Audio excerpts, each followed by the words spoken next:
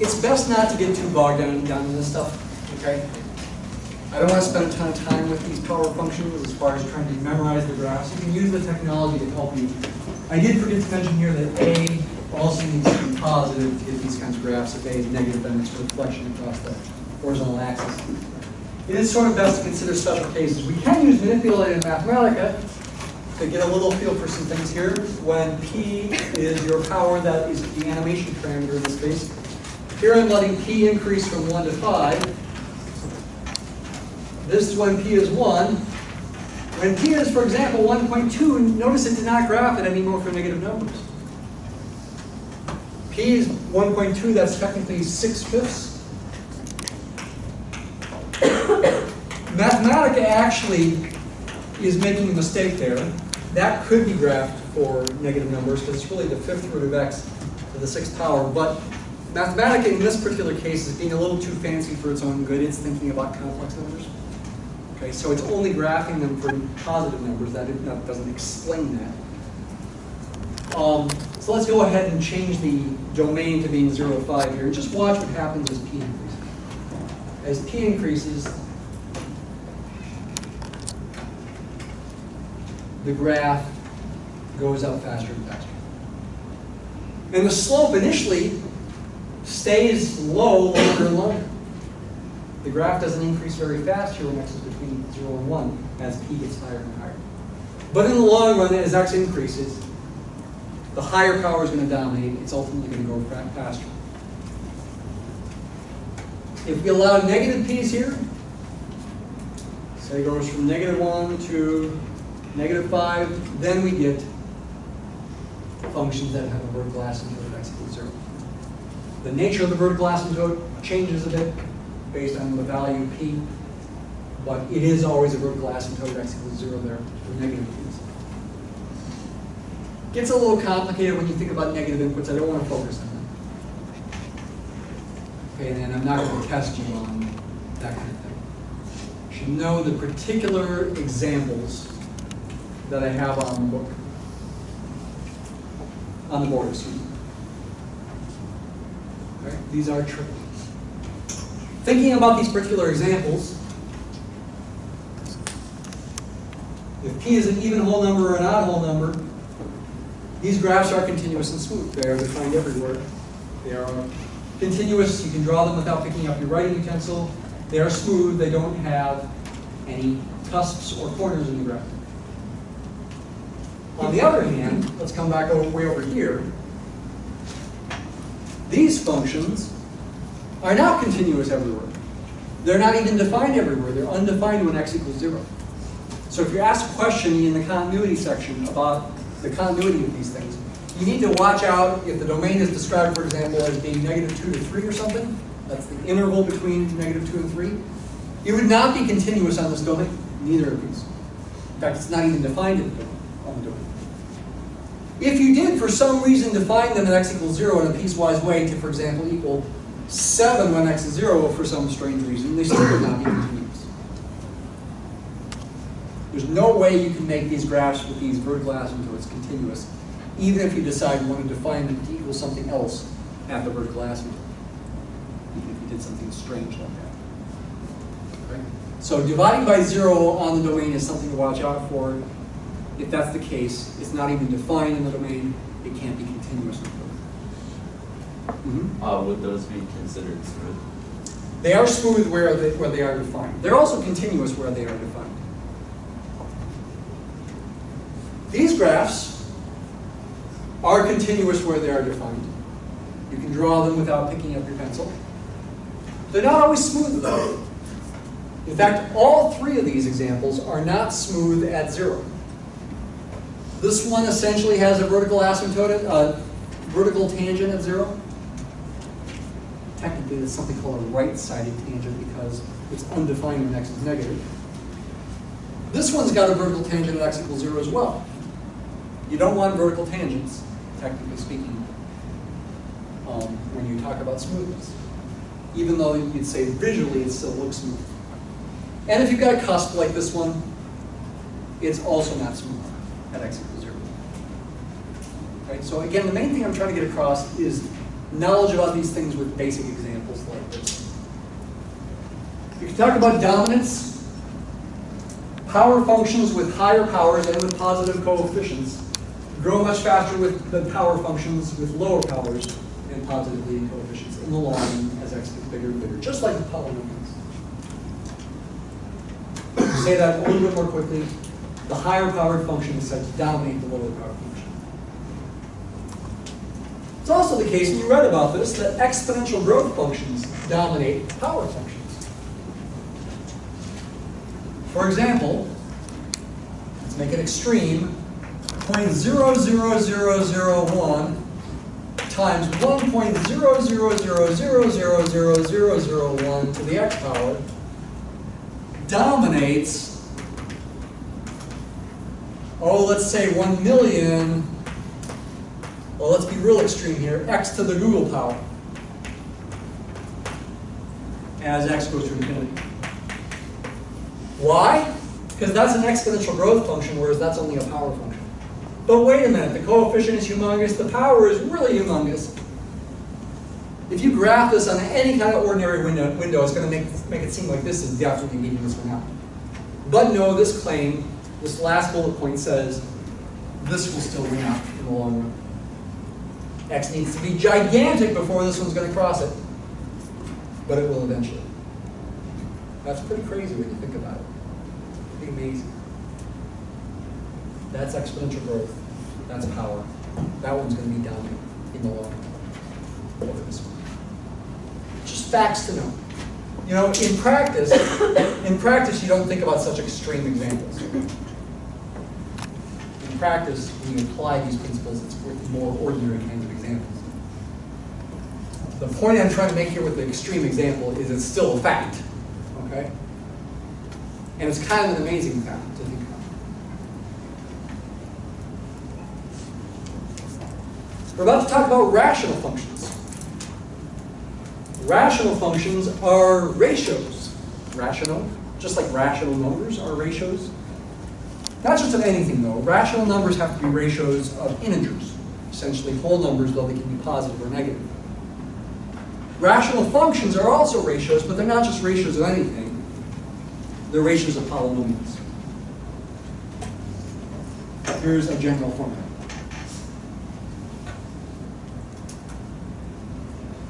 And once again, when you discuss, just like with power functions, when you discuss these things, initially, it's probably best just to think about examples.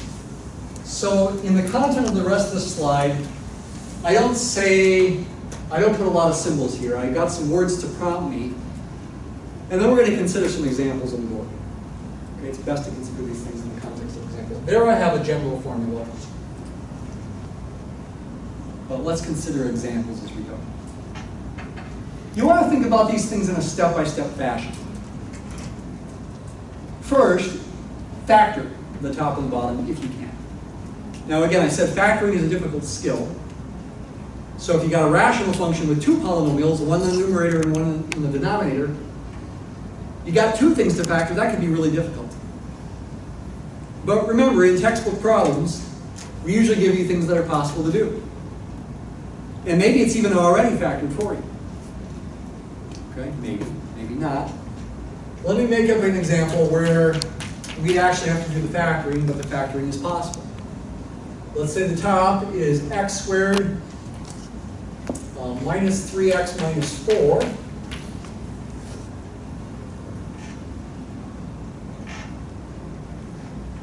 And let's say the bottom is x squared minus 10x minus 24.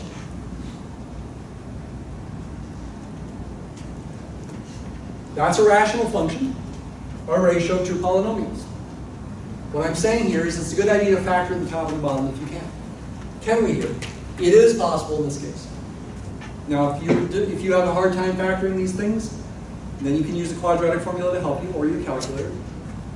But with practice, you can get better at factoring. The top can factor as x minus 4 times x plus 1. Check it in your mind. If you FOIL this out, you get x squared. Then a plus x and a minus 4x gives you negative 3x. And then negative 4 times 1 is negative 4. The bottom can be factored as well as x minus 4 times x minus 6. Excuse me, a typo here. I meant plus 1.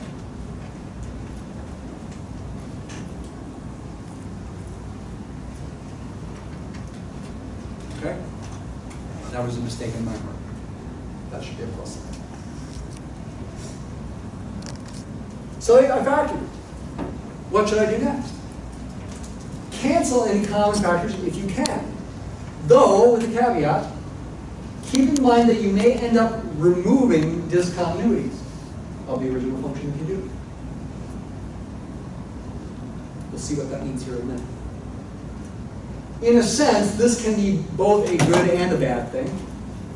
The main thing is just to be clear about what's going on when you do this.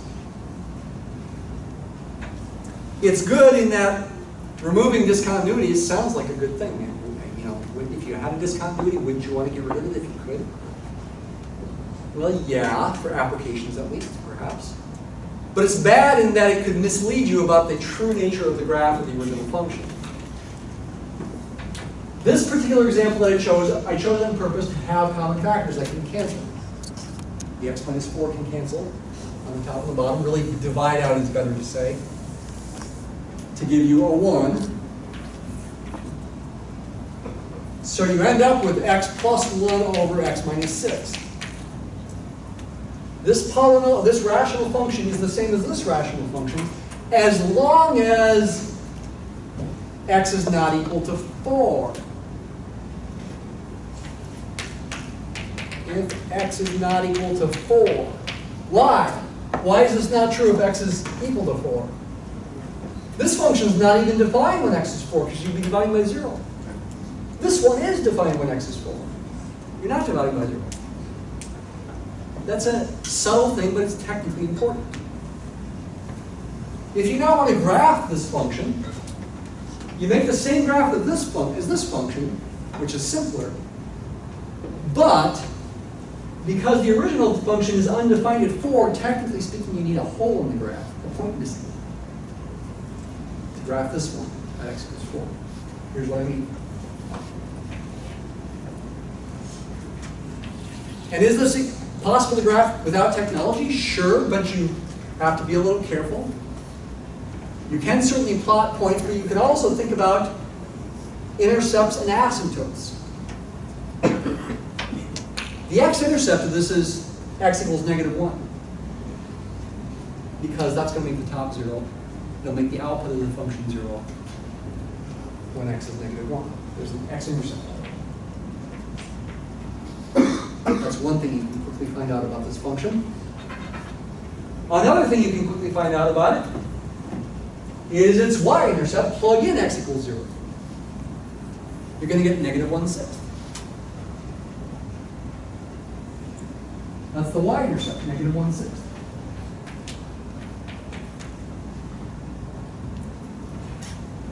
You can also see you'd be dividing by 0 if x is 6. There is going to be a vertical asymptote at x equals 6 for this function as well as for this function, because they're equal as long as x is not 4. So out here at 6, there's going to be a vertical asymptote.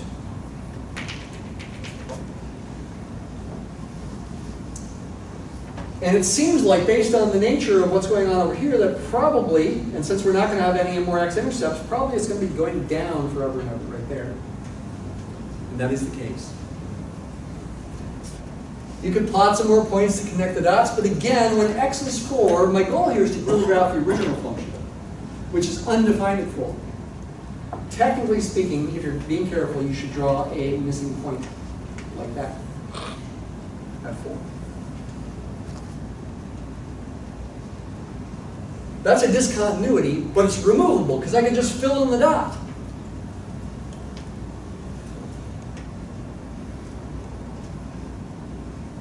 How about the rest of the graph? Well, it seems like it should be positive over here, and that's the case. Does it go up forever and ever? No. This actually has a horizontal asymptote as well. Does anybody know where the horizontal asymptote is? Just by looking at it? You know what to do?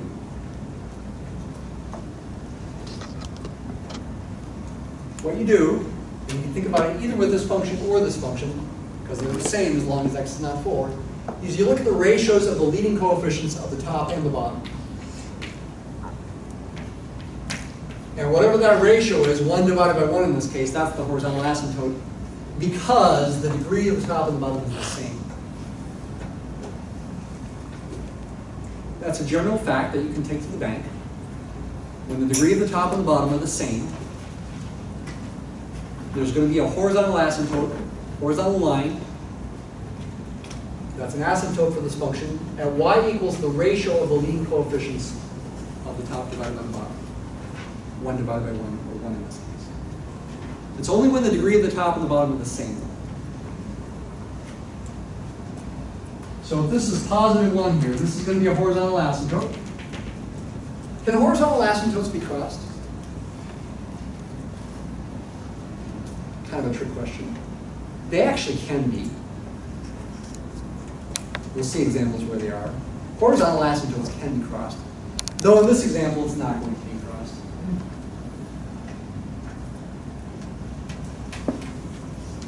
It just seems like most examples they don't cross.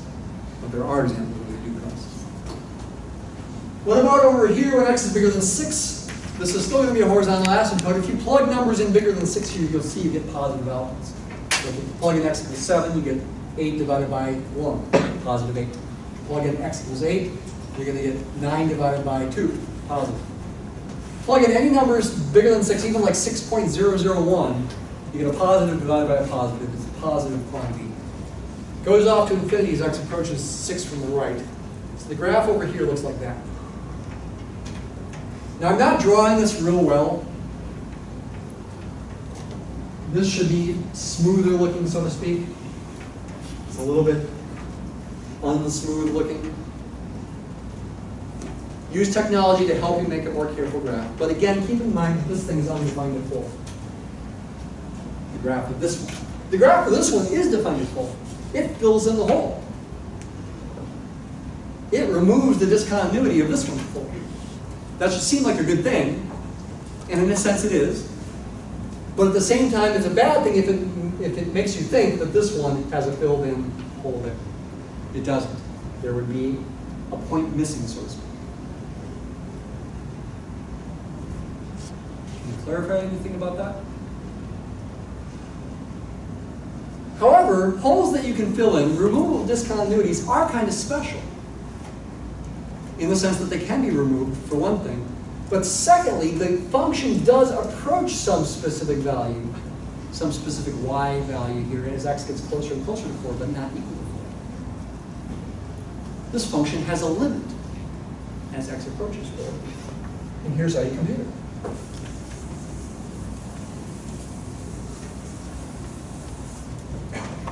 Time we got here. 5 minutes.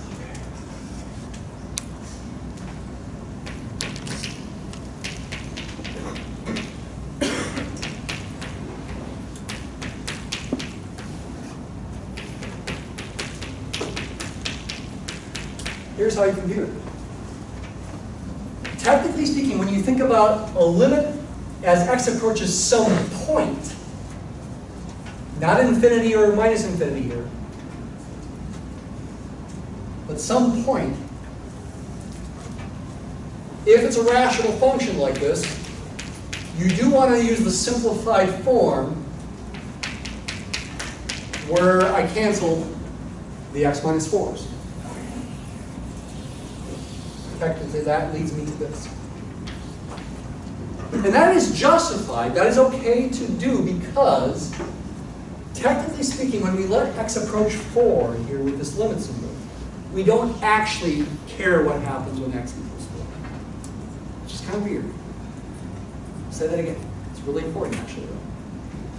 When we think about a limit of something like this, as x approaches a number, technically speaking, for this kind of limit, we don't care about what happens when x actually equals 4, only when it's really, really close.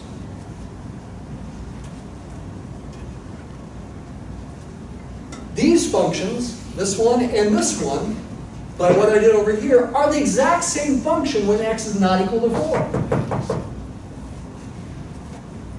So they should have the exact same limits as x approaches 4. Because again, we don't actually care about what happens to this function when x equals 4. However, once we have a function here that is continuous at 4, whose graph does look like this except with the point filled in, with the discontinuity removed, then we can evaluate this limit by plugging in 4. To get 5 over negative 2, negative 5 halves, negative 2.5. That's the y coordinate of the missing point for the original graph. That point that I am imagining taking away has coordinates 4, negative 5 halves. This is not scale.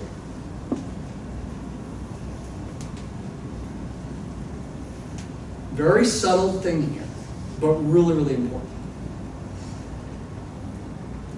It's going to be important for derivatives especially. That you understand this. Okay?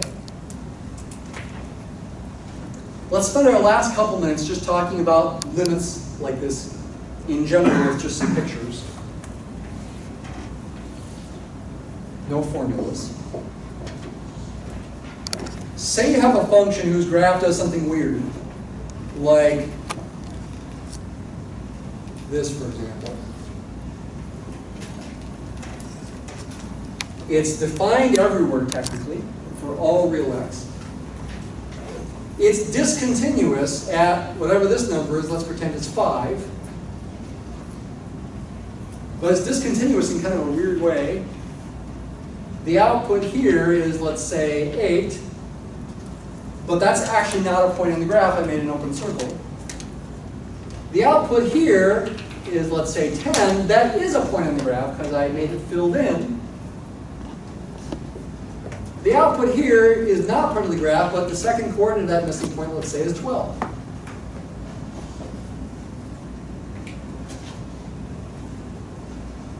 This function is discontinuous at 5. It also does not have a limit at 5 because as you approach 5 from the left and from the right, you get different limiting values for the function.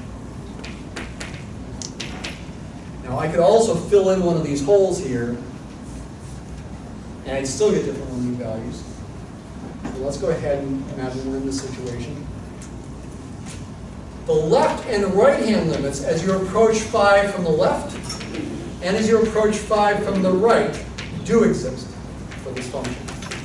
Notice this minus sign and plus sign to the right of the 5. That does not mean 5 is a negative number, for example. It does not mean that. This plus sign here means I'm letting, don't put things away here, okay? It's distracting. I'm approaching 5 from the right here, okay?